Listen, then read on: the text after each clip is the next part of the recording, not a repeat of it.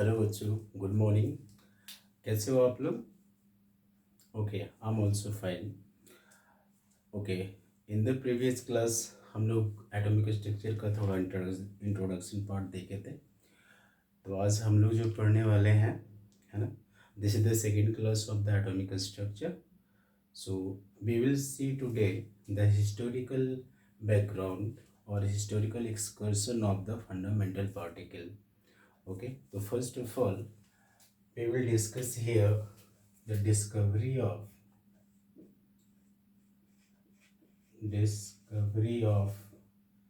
electrons. Discovery of electrons, इसी को हम क्या बोल रहे हैं? क्या बोलते हैं बेटा, बताओ? Cathode rays. क्या बोलते हैं? Cathode rays.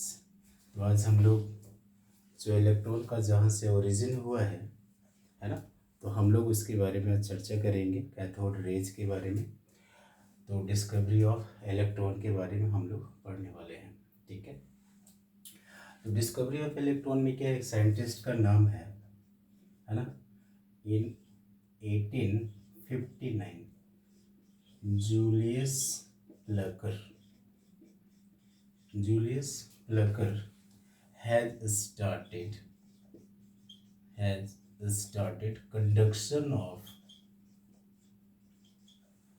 conduction of electricity at very low pressure in gas or through the gas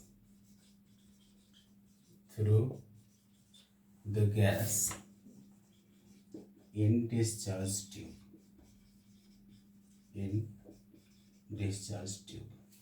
तो सबसे पहला जो डिस्कवरी ऑफ इलेक्ट्रॉन जब स्टार्ट हुआ, तो सबसे पहले स्टार्ट करने वाले जो साइंटिस्ट है वो कौन है? Julius Plucker. उन्होंने कंडक्शन ऑफ इलेक्ट्रिसिटी के बारे में, है ना, बताया। किस कंडीशन पे? At very low pressure through the gas in discharge tube, है ना। तो यहाँ पे दो कंडीशन उन्होंने लिया।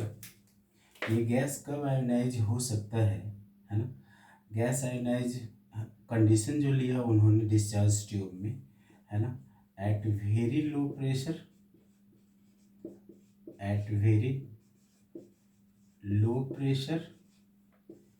And very high voltage. तो जो लो प्रेशर था वो अराउंड 10⁻⁻⁴ ATM लिया उन्होंने डिस्चार्ज ट्यूब में, और जो वोल्टेज था ग्रेटर देन 10,000 वोल्ट से क्या था, ज़्यादा था, ठीक है। तो इस कंडीशन पे ही क्या होता है, वो गैस आयोनाइज्ड हो जाता है और इनविजिबल रे क्या करता है, प्रोड्यूस करता है। तो थोड़ा सा जो सीरीज ऑफ एक्सपेरिमेंट है इनका, है ना, हम लोग उसके बारे में बात करेंगे कि कैसे उन्होंने डिस्कवरी किया इसका, है ना। तो यहाँ पे जो मेनली है, जूलियस प्लकर ने कंडक्शन ऑफ इलेक्ट्रिसिटी के बारे में बताया, लेकिन जो डिस्कवरी ऑफ इलेक्ट्रॉन्स है आप जानते हो कौन किया? जे थॉमसन ने किया, है ना। तो जे थॉमसन का जो एक्सपेरिमेंट है डिस्चार्ज ट्यूब में, तो उन्होंने क्या किया, ये have taken one discharge tube, ठीक है। डिस्चार्ज ट्यूब कुछ नहीं है बेटा, ये क्या है, एक ग्लास ट्यूब है। ग्लास ट्यूब उन्होंने लिया, ग्लास ट्यूब में, है ना, यहाँ पे क्या लिया उन्होंने, इलेक्ट्रोड लिया। इलेक्ट्रोड, है ना, एक हमारे पास क्या है, that is the anode electrode है जो कि पॉजिटिव इलेक्ट्रोड बोल रहे हैं, और दूसरी साइड हमारे पास क्या है, that is the cathode electrode, जिसको हम क्या बोल रहे हैं, नेगेटिव इलेक्ट्रोड, ठीक है। उन्होंने क्या किया कि इस बैटरी से उन्होंने कनेक्ट कर दिया which having the very high voltage around भी ग्रेटर देन कितना, 10,000 वोल्ट से भी क्या था, ज़्यादा था। और इसमें जो है ना, ये क्या है हमारे पास, this is the discharge tube, और इसमें है गैस भरा हुआ, गैस एट लो प्रेशर, यानी कि यहाँ जो प्रेशर अराउंड 10⁻⁻⁴ ATM के आसपास लिया होगा। ठीक है, ये applied the very high voltage at the very low pressure. तो उन्होंने क्या देखा कि कैथोड रेज से, है ना, from the cathode rays some invisible rays travel away from cathode to the cathode to the anode electrode, and this rays, है ना, this is the invisible rays, और इसी इनविजिबल रेज का नाम उन्होंने क्या दे दिया, कैथोड रेज। क्यों? क्योंकि ये कैथोड इलेक्ट्रोड से क्या हो रहा है, ये इमिट्स हो रहा है और ये किधर ट्रेवल कर रहा है, it is travelling towards the anode plate. ठीक है, तो कंडीशन क्या है कि very low pressure and very high voltage जब अप्लाई करते हैं तो गैस क्या हो जाता है, आयनाइज हो जाता है, and they give the sorts of the that the invisible rays which travel from cathode negative plate to the positive plate, or that invisible rays is called cathode rays. Why? Because this is the originate from the cathode plates, so this is the cathode rays, and it is originated from the negative plate and traveling towards the positive plate. So cathode nature will be what? That the negative nature. Which nature is the negative nature? And this negative nature is called negatrons or negatrons by Thomson. Thomson ने बताया कि ये जो हमारे पास cathode rays है वो negative nature का है, जिन्होंने उसका नाम क्या रख दिया, नेगाट्रॉन्स, और यही नेगाट्रॉन्स बाद में चेंज हो जाता है ना, इलेक्ट्रॉन में, change by the electron, change in electrons, और ये इलेक्ट्रॉन्स किसके द्वारा चेंज किया, नाम दिया जाता है, that is the name as a scientist called Stoney. तो इस नेगेट्रॉन्स का नाम उन्होंने क्या दे दिया, इलेक्ट्रॉन्स। तो cathode rays is nothing that is the electron and it having the negative nature and travelling from the cathode plate to the anode plate. तो ये हमारे क्या है, डिस्कवरी ऑफ इलेक्ट्रॉन्स है, कैसे ओरिजिन हुआ है। नाउ बेटे हम लोग इसका कैथोड रेज तो ओरिजिन देख रहे हैं, कैथोड रेज कहाँ से हुआ है। तो अब आगे जो हम लोग करने वाले हैं, है ना, आगे हम लोग जो यहाँ पे डिस्कस करने वाले हैं, वो डिस्कस करने वाले हैं कि कैथोड रेज जो है उसका प्रॉपर्टीज क्या होगा, है ना। कैथोड रेज ओरिजिन कहाँ से हुआ वो तो हम लोगों ने देख लिया, लेकिन ये कैथोड रेज का जो प्रॉपर्टीज है, प्रॉपर्टीज क्या है, इसका मतलब कि जो कैथोड रेज का जो प्रॉपर्टीज होगा वही प्रॉपर्टीज किसका होगा, इलेक्ट्रॉन्स का होगा। तो कैथोड रेज ही हमारा क्या है, दैट इज द इलेक्ट्रॉन्स है। ठीक है, तो चलिए हम नेक्स्ट बात करते हैं यहाँ पे, है ना। नेक्स्ट यहाँ पे बात कर रहे हैं हम properties of cathode rays. And सभी बच्चों से मेरा रिक्वेस्ट है कि यदि आपको फास्ट लग रहा हो तो प्लीज़ मुझे बता देना, या स्लो होगा तो बता देना, है ना। और लिखने में यदि आपको पार नहीं लग रहा हो, है ना, if you unable to write please let me know और रेज योर हैंड। तो उस टाइम पे हम थोड़ा सा स्लो हो जाएंगे, लिखने का थोड़ा टाइम दे देंगे आपको, है ना। तो कोई बहुत ज़्यादा हार्ड एंड फास्ट नहीं है, ये बहुत इंटरेस्टिंग चीज़ है और बहुत कॉन्सेप्चुअल भी है, बार बार एग्ज़ाम में पूछता भी है। तो हम उम्मीद करते हैं कि आपको ये बातें समझ में आ रही होगी, है ना बेटा। किसी को कोई प्रॉब्लम है? Okay fine. ओके, तो अभी हम लोग क्या देखने वाले हैं, प्रॉपर्टीज ऑफ कैथोड रेज, है ना। It has the some specific character और स्पेसिफिक फीचर और properties which will say point by point, है ना। चलो पहला है हमारे पास कि travel in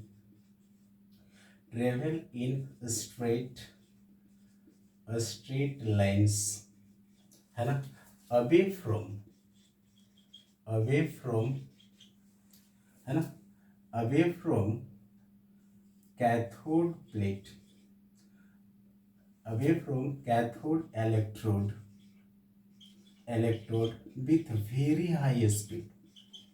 with very high speed, और स्पीड लगभग कितना 10⁻⁷ to 10⁻⁴ 9 मीटर पर सेकेंड के स्पीड से क्या होता है, ये ट्रैवल करता है। ठीक है, तो पहला प्रॉपर्टीज है कि कैथोड रेज है जो स्ट्रेट वे में क्या करता है, ये ट्रैवल करता है with the very high speed.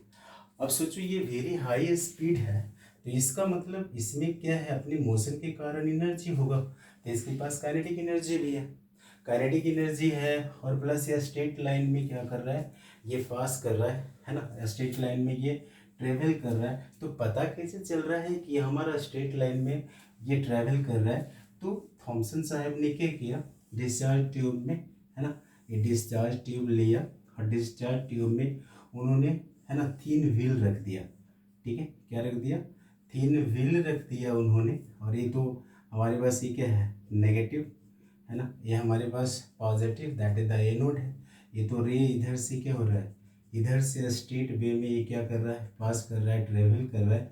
तो कैसे पता चला कि ये स्ट्रेट पाथवे में जा रहा है, तो उन्होंने क्या किया, रास्ते में व्हील रख दिया, है ना, ये रास्ते में उन्होंने 3 व्हील रख दिया इस टाइप का, है ना। तो ये क्या कि इस व्हील को क्या कर दिया इन्होंने, है ना, it give the set of motion और set of the rotation.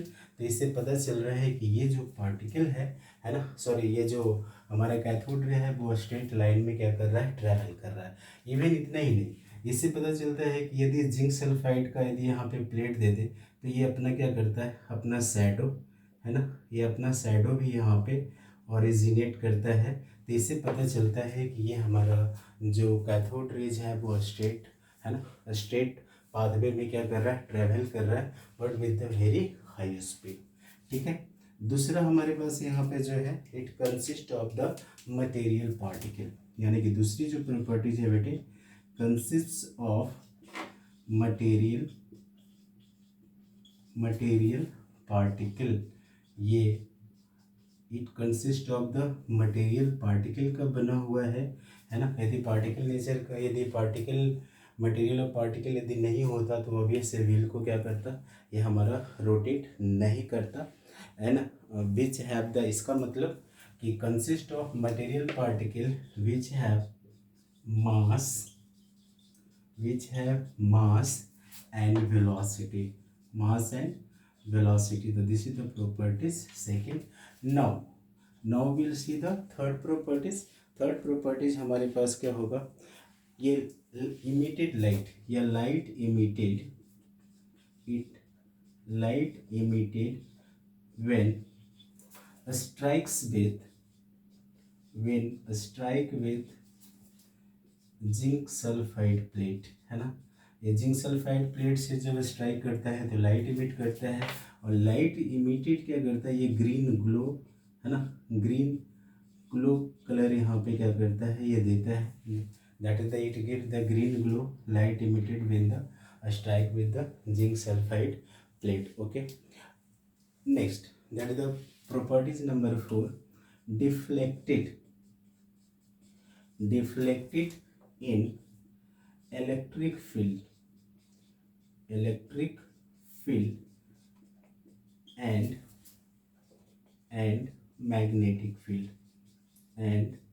magnetic field। ठीक है, तो यहाँ पे ये जो इलेक्ट्रिक फील्ड है ई वेक्टर है ना, मैग्नेटिक फील्ड हमारा वी वेक्टर है। तो आप बाद में जाके पढ़ोगे या फिजिक्स में भी पढ़ोगे कि ऑब्वियसली हमारे पास मैग्नेटिक फील्ड और इलेक्ट्रिक फील्ड जो है एक दूसरे का क्या होता है, परपेंडिकुलर होता है। आप फिजिक्स में भी पढ़ते हो।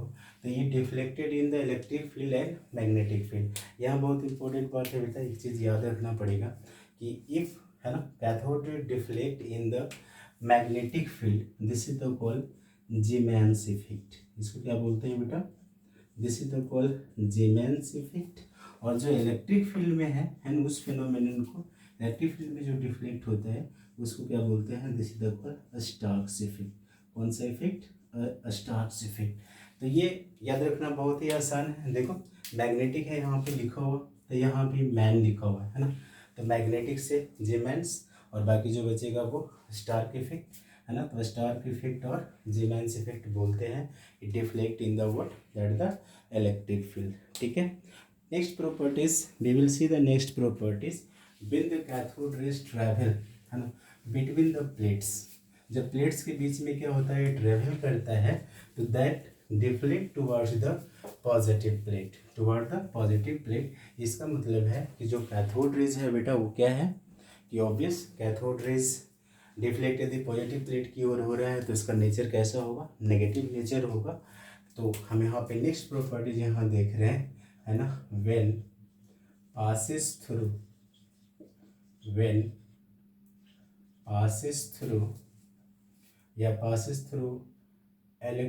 that is the plates, when passes through या passes between लिखी तो ज़्यादा अच्छा होगा, passes between electric plate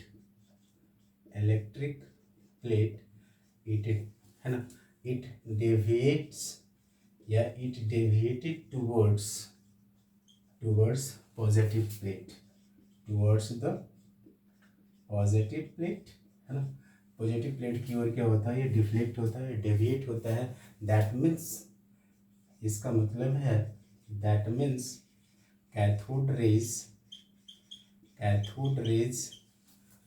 having negative charge, having negative charge और नेगेटिव नेचर, है ना, ये नेगेटिव नेचर का होगा, है ना। इसका मतलब कैथोड रेज नेगेटिव नेचर का है, और नेगेटिव नेचर का होगा भी क्यों नहीं, क्योंकि वो जो ओरिजिन हुआ है वो कहाँ से हुआ है, दैट इज कैथोड इलेक्ट्रोड से हुआ है। इसी नेगेटिव नेचर के कारण थॉमसन ने इसे क्या बोल दिया, निगेट्रॉन्स, क्या बोले इसको, निगेट्रॉन्स बोल दिया। यही निगेट्रॉन्स आगे जा करके, है ना, change into the electrons by the scientist named है द स्टोनी। तो इस नेगेट्रॉन्स को ये ऑब्वियस ये चेंज कर दिया गया किनके द्वारा, स्टोनी के द्वारा, that is the this is the call electrons. तो कैथोड रेज ही हमारा क्या है, इलेक्ट्रॉन्स है, जो कि ओरिजिन कहाँ से हो रहा है, कैथोड इलेक्ट्रोड से हो रहा है, ठीक है। इट है ना, when collide with the when it collide with the plates, है ना, तो ये क्या करता है, हीट एनर्जी क्या करता है, प्रोड्यूस करता है। तो इससे पहले हम इसको देख लें थोड़ा सा कि ये हमारा क्या है बेटा, ये डिस्चार्ज ट्यूब है ना, ये हमने क्या ले लिया, ये डिस्चार्ज ट्यूब है, पहले वही एक्सपेरिमेंट है। एक्सपेरिमेंट में हमारे पास क्या, यहाँ पे मैं प्लेट ले लिया हूँ, ठीक है, यहाँ हमारे पास क्या है, ये प्लेट है, ये पॉजिटिव प्लेट है, और ये हमारे पास क्या है, ये नेगेटिव प्लेट है। इधर से ये है ना, ये देख लो कैथोड रेज क्या हो रहा है बेटा, यहाँ से ओरिजिन हो रहा है, यानी विजिबल रे, सारे रे किधर डिफ्लेक्ट हो रहे हैं, डिफ्लेक्ट हो रहे हैं हमारे पास पॉजिटिव प्लेट की ओर। इसका मतलब है कि इसका मतलब है कैथोड रेज का जो नेचर है वो कैसा है, नेगेटिव नेचर का है। दिस इज द कॉल्ड नेगेट्रॉन्स, ठीक है। नेक्स्ट हमारे पास है क्या है, it produce heat energy, produce heat energy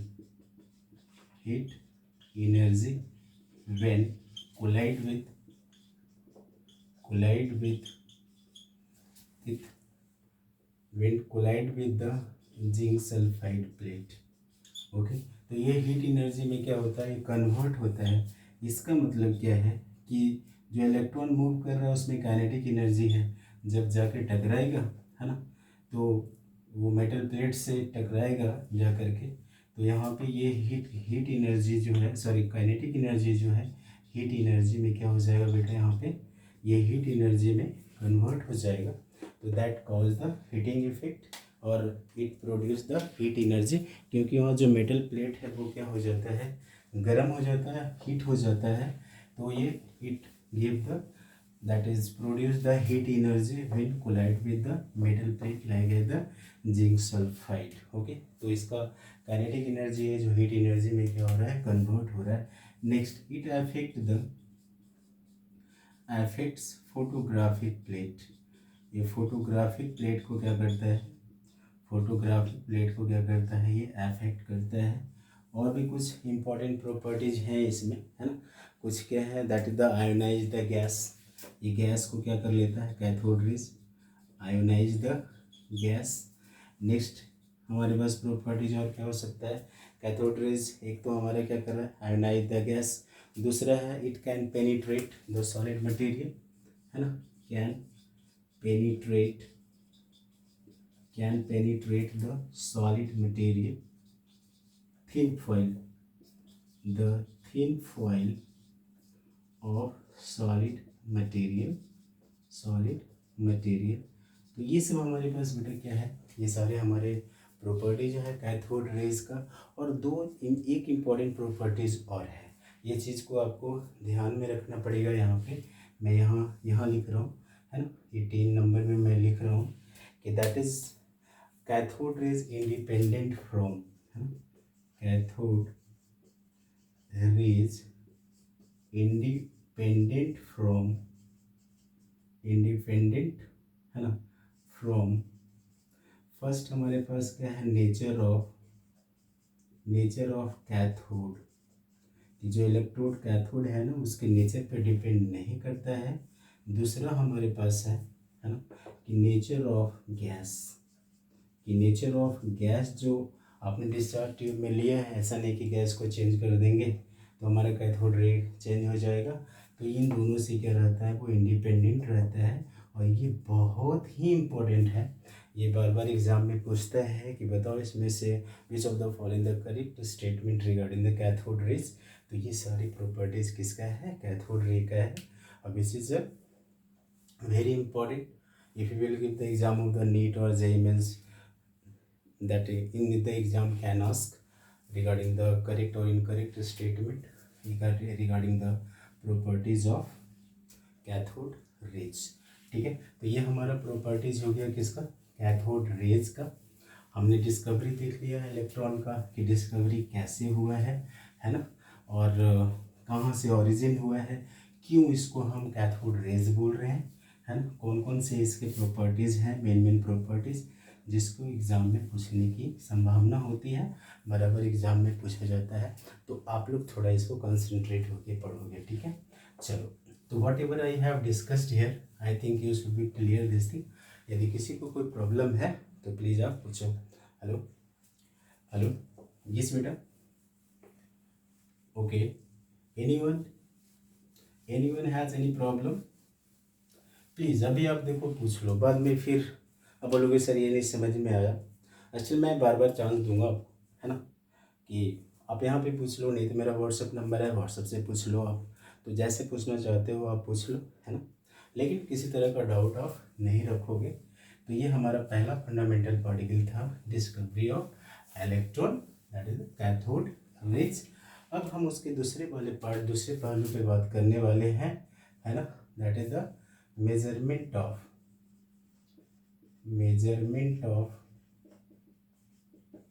E upon m value, E upon m value. तो E हमारा क्या है, इलेक्ट्रॉन पे चार्ज, ठीक है, और m जो हमारे पास क्या है, मास ऑफ इलेक्ट्रॉन है। तो थॉमसन ने क्या किया कि ही सेट, है ना, set series of experiment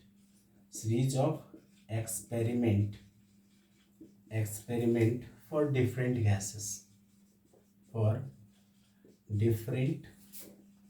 gases in discharge tube। लेकिन जो E अपॉन m वैल्यू था हर एक गैस के लिए हमेशा क्या आ रहा था, वो कांस्टेंट आ रहा था। तभी उन्होंने कंक्लूजन दिया बेटा कि जो डिस्चार्ज ट्यूब में गैस जो है कैथोड रेज, वो किसी गैस के नेचर पे डिपेंड नहीं करता है। और वो ये हम अपॉन वैल्यू क्या दिया कि इलेक्ट्रॉन पे चार्ज आपको पता है ना, कि इलेक्ट्रॉन पे चार्ज कितना 1.6 इंटू 10⁻⁻19 कूलम, और जो मास हमारे पास है 9.1 इंटू 10⁻27 ग्राम। इसका मतलब यदि मैं E/m रेशियो की बात करूं तो ये -1.6 इंटू 10⁻⁻19 कूलम अपॉन कितना हो जाएगा 9.1 इंटू 10⁻⁻27 ग्राम। इसका मतलब when you will calculate this value 1.7588 into 10⁸ coulomb per gram आपको क्या होगा, ये वैल्यू मिलेगा। तो इलेक्ट्रॉन का जो E अपॉन m रेशियो है वो हम क्या बोलते हैं 1.7588 इंटू 10⁸ कूलम हमारे पास क्या है, पर ग्राम ये वैल्यू है। This is the E upon m value of the that is the electron. तो इसी अनुसार E/m वैल्यू हम प्रोटॉन का भी निकालेंगे, है ना, हम न्यूट्रॉन का भी निकालेंगे। अब देखो तो E/m वैल्यू, यदि m का वैल्यू बढ़ता चला जाएगा तो E/m रेशियो का वैल्यू क्या हो जाएगा, घटता चला जाएगा। तो E/m वैल्यू किसका सबसे ज़्यादा मिलेगा, तो आप बता सकते हो। यदि कैसे, कि प्रोटॉन का मास यदि मैं जानता हूँ, न्यूट्रॉन का यदि मास जानता हूँ, तो यहाँ पे हम रेशियो का वैल्यू हम बता सकते हैं बहुत ईजी से। तो ये हमारे पास क्या है, that is the call measurement of E/m ratio for the electrons. Okay, तो उन्होंने क्या किया, है ना, ये ही set the series of experiment. तो उन्होंने एक कंक्लूजन दे दिया बेटा, ठीक है। कंक्लूजन क्या दिया, कंक्लूजन उन्होंने क्या दिया कि इलेक्ट्रॉन जो होगा, है ना, इलेक्ट्रॉन कॉमन पार्टिकल है। Electron is the common particle, common particle which is constituent of all atoms, ठीक है। ऑल एटम्स का ये क्या होगा, कंस्टिट्यूएंट होगा, इलेक्ट्रॉन ही हमारा कॉमन पार्टिकल होगा। तो इससे पता चल गया कि बहुत सारी बातें पता चला कि डिस्चार्ज ट्यूब में यदि गैस चेंज हो रहे हैं तो E/m वैल्यू सबका बराबर है। इसका मतलब है ना, कैथोड रेज जो वो नेचुरल गैस पे बिल्कुल भी डिपेंड नहीं करेगा, और सभी एटम्स का कंस्टिट्यूएंट है ना जो है कॉमन पार्टिकल क्या है, इलेक्ट्रॉन ही है। तो एटम है तो वहाँ पे इलेक्ट्रॉन उसमें होगा ही होगा, ठीक है। नेक्स्ट हम यहाँ पे पढ़ने वाले हैं measurement of mass of electron, ठीक है। तो जितना भी समझा दिया आपको, यदि नहीं समझ में आ रहा हो बेटा तो आप मुझे बता सकते हो, है ना। आगे चलें, ठीक है। तो चलो नेक्स्ट हमारे पास पार्ट है ना, measurement of mass of electron, कि हम इलेक्ट्रॉन का मास का यहाँ पे मेजरमेंट कर रहे हैं, कैसे हम डिटरमाइन करेंगे। तो यहाँ पे है ना, ये भी एक्सपेरिमेंट है जो जे थॉमसन के द्वारा ही है, थॉमसन साहब ने उनको भी निकाला है। तो हम यहाँ पे पॉइंट वाइज करके लिखेंगे, डिटरमाइन बाय, है ना, ये determines by E/m value and that is the E value. Electron की वैल्यू की हेल्प से हम क्या करेंगे, यहाँ पे हम मास ऑफ इलेक्ट्रॉन के बारे में निकालेंगे। तो ये मास ऑफ इलेक्ट्रॉन जो है ना, मास ऑफ इलेक्ट्रॉन जो निकालेंगे E/m वैल्यू की हेल्प से हम निकालेंगे। तो यहाँ आपको पता है कि ये चार्ज 1.6 इंटू 10⁻⁻19 कूलम है, और यहाँ जो आ रहा है ना, ये वैल्यू 1.7588 इंटू 10⁸ ग्राम, है ना, कितना आ रहा है। तो इसका मतलब यदि हम इसे कैलकुलेट करेंगे तो ये वैल्यू कितने आ जाएंगे, 9.1 इंटू 10⁻⁻27 ग्राम के बराबर आएगा। क्यों, क्योंकि यहाँ पे कूलम पर ग्राम है, तो कूलम से कूलम तो चला जाएगा, कैंसिल हो जाएगा, तो ग्राम हमारा ऊपर आ जाएगा। यानी कि जो मास ऑफ इलेक्ट्रॉन है वो हमारे पास 9.1 इंटू 10⁻⁻27 ग्राम आ रहा है, या फिर इसे हम केजी में भी कन्वर्ट कर सकते हैं, 9.1 into 10⁻31 kg। So this is the mass of electron जो डिटरमाइन किया गया है ना, E/m value and E value से। तो अब बेटा एक चीज़ ध्यान देना यहाँ पे, ठीक है, this mass of electron is called rest mass of electron, ठीक है। ये हम क्या बोल रहे हैं, this is the called rest mass of electron. Rest mass of electron का मतलब क्या हो गया, mass of electron at very slow speed या वेलोसिटी, ठीक है, उसको हम क्या बोलते हैं, रेस्ट मास बोलते हैं। तो ये रेस्ट मास हमारा किसका हो गया, इलेक्ट्रॉन का। जो वैल्यू आपको ध्यान में रखना है, rest that the mass of, rest mass of the electron. तो मास ऑफ मूविंग इलेक्ट्रॉन क्या हो, ये ध्यान रखना ज़रा। यहाँ पे हम क्या निकाल रहे हैं, मास of moving electron, moving electron can be calculated by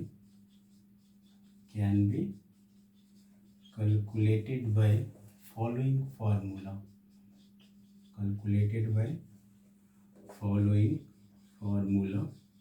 वो फार्मूला हमारे पास क्या है कि मास ऑफ मूविंग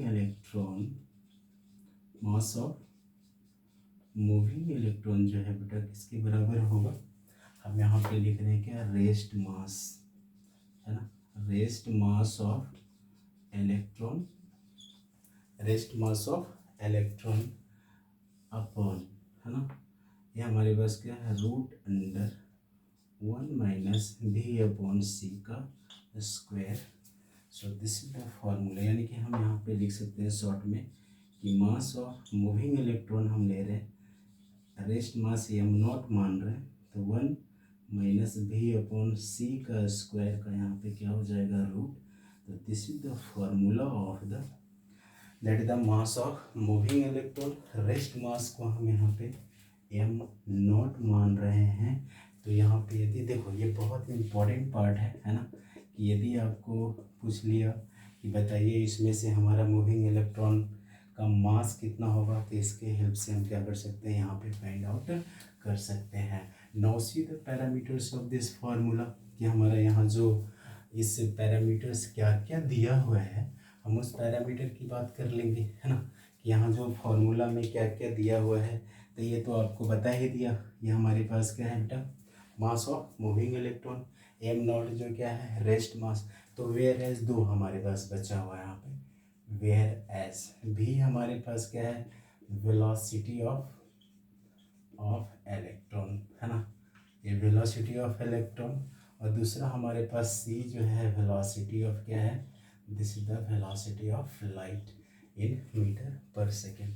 अब जरा देखो, तो केस हम यहाँ पे केस यदि फर्स्ट की बात करें कि यदि v इज इक्वल टू सी हो जाए, है ना, कि जो स्पीड या वेलोसिटी ऑफ इलेक्ट्रॉन है यदि स्पीड ऑफ लाइट के बराबर हो जाए, तो यहाँ जो देखो तो मास ऑफ मूविंग इलेक्ट्रॉन्स जो है वो कितनी वैल्यू हो जाएगा, इनफाइनाइट हो जाएगा, राइट।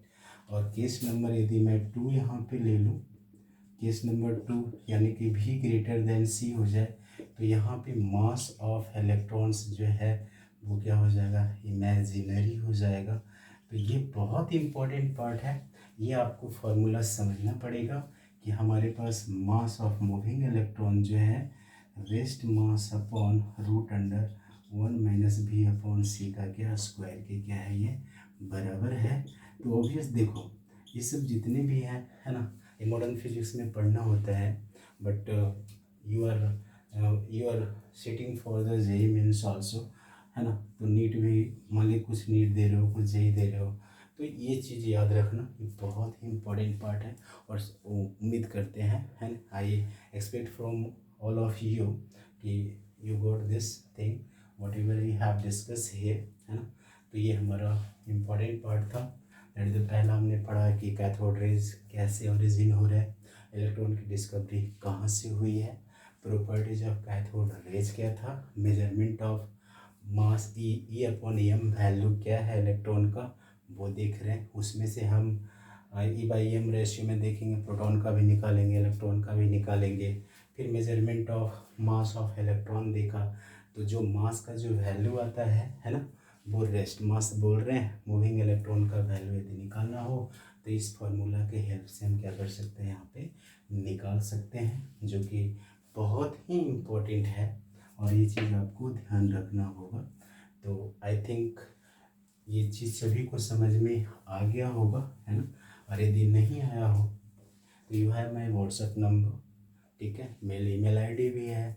तो जैसे कांटेक्ट करना है, फ़ोन करना है, फ़ोन करके भी आप पूछ सकते हो ये बातें कि हमको सर यहाँ पे समझ में नहीं आया, इसके बेस्ड बहुत सारा प्रॉब्लम भी है, तो आप मटेरियल में देख लो, है ना, आप सॉल्व कर सकते हो।